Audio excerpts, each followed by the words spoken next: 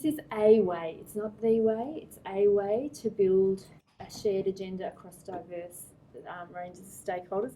It's been tested with many communities over the last 4 years as just a useful frame for this work. And it draws heavily on sort of social innovation. So there's a process that happens on the inside and on the outside. And I don't mean that about people that are involved and people that aren't.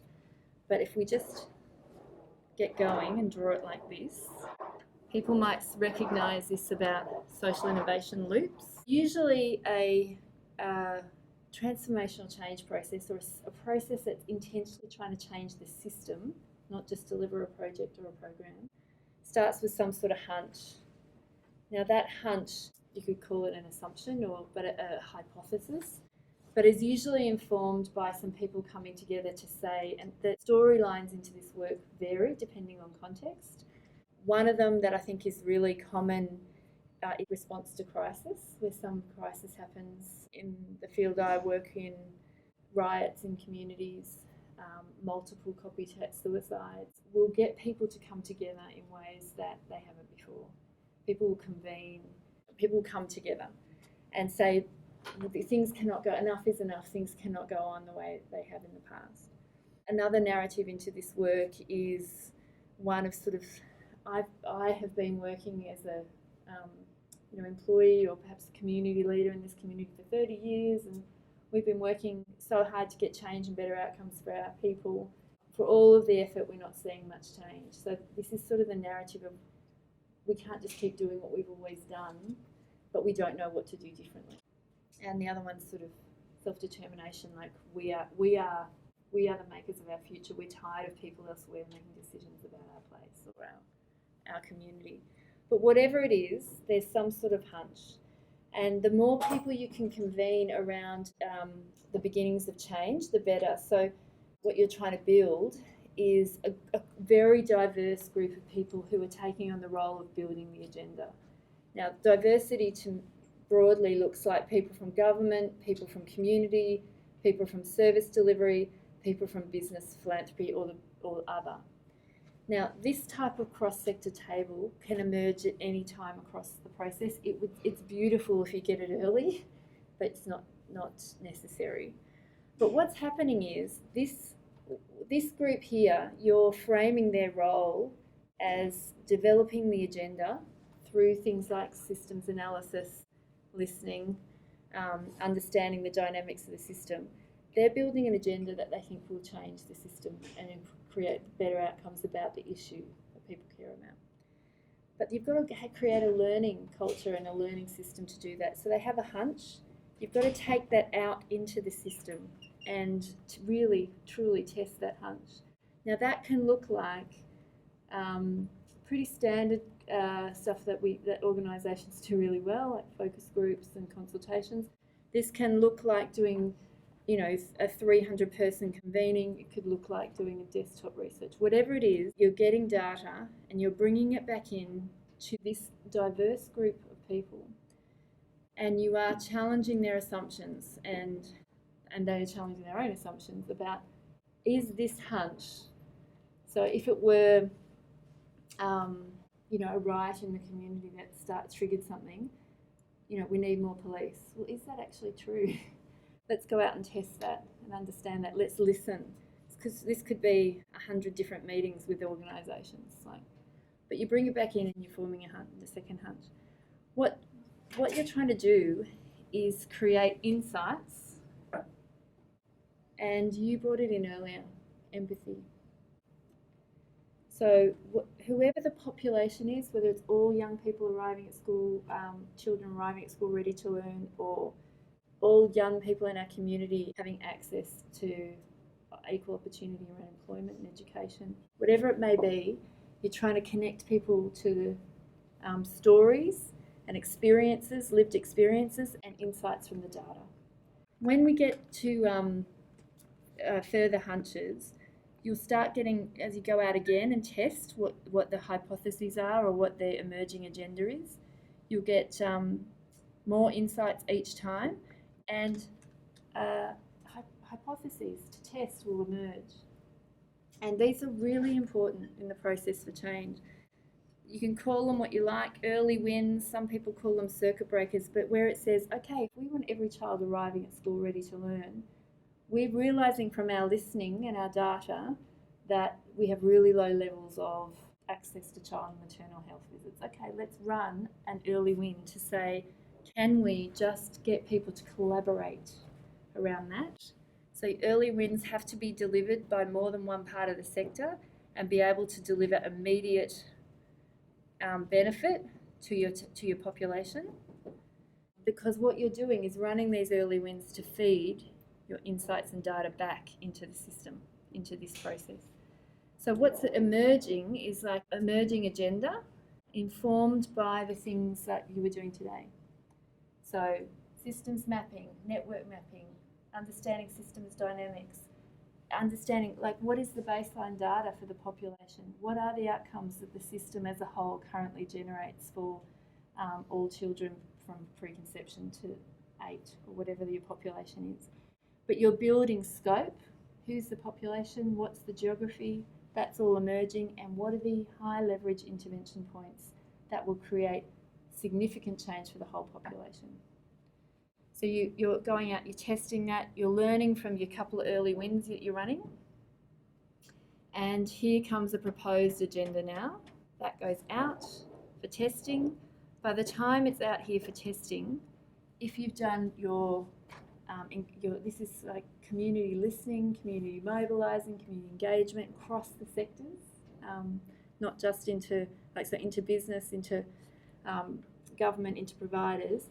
What you're getting is people seeing their contribution in the agenda, so that by the time it comes in, this is just straight out for validation before you're launching an agenda which you are unlikely to get significant pushback around, where people can say either that, I can see my contribution in that, or that agenda makes sense, or I agree that the process has been thorough. Unless you have enough touch points, you won't get an agenda that people can see they either endorse or they've been part of developing.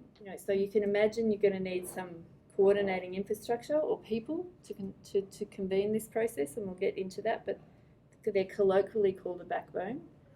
But if you have this group here, which takes quite a bit of time to build, and you can get them to come together, let's say every 2 months, to actually make sense. Their job is to make sense of the system, the dynamics within it, the data, the stories, and to determine collectively the higher leverage intervention points. Say they're meeting every 2 months. So already that's 10 months just in that. Now, I have not seen a common agenda be developed in 5 weeks. It takes longer than that, and often there's a whole lot of work going on in between. That's about bringing people along and learning, creating moments where people get to learn and experience immersively. What is it like? Well, how does the system operate now, and how can we change the behaviours, dynamics in the system so it produces better outcomes? Now, quite often, some of the high leverage intervention points might look like a new program or two, especially if there's gaps in the system.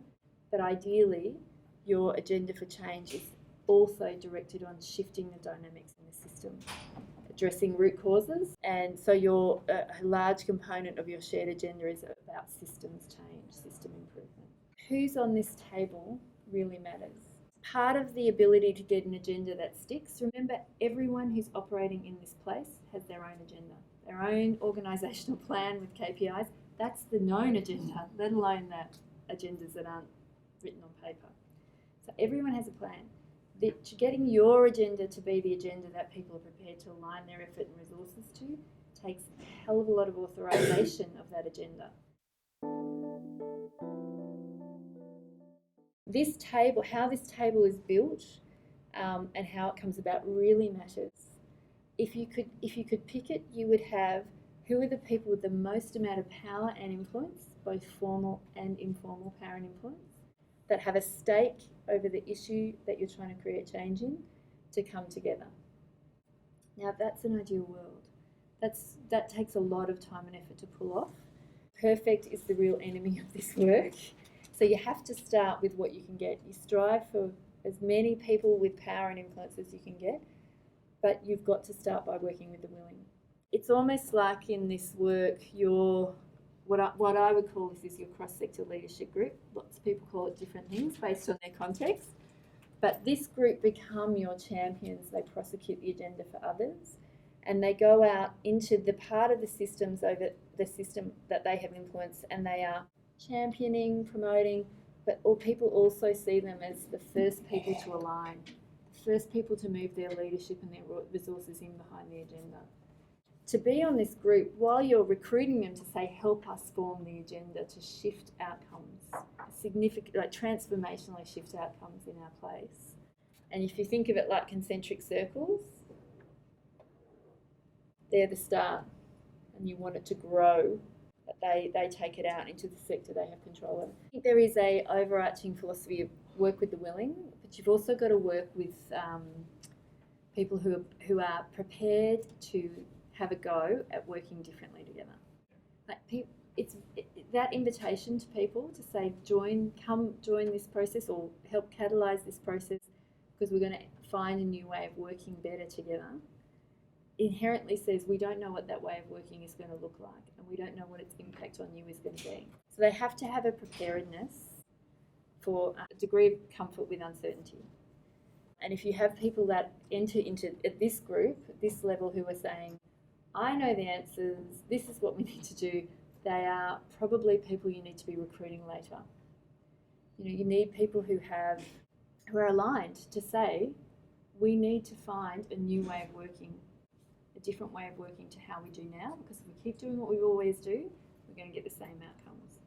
So if they're not on board with that part of the case, we don't know what the interventions are yet, but we know we've got to work differently, they have to absolutely believe that.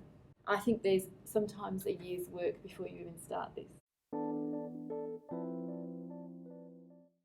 Who has the power to convene matters. So it's never your backbone. We're going to get to that. The backbone is not the power base. They are the people that build the learning environment, guide people through the process.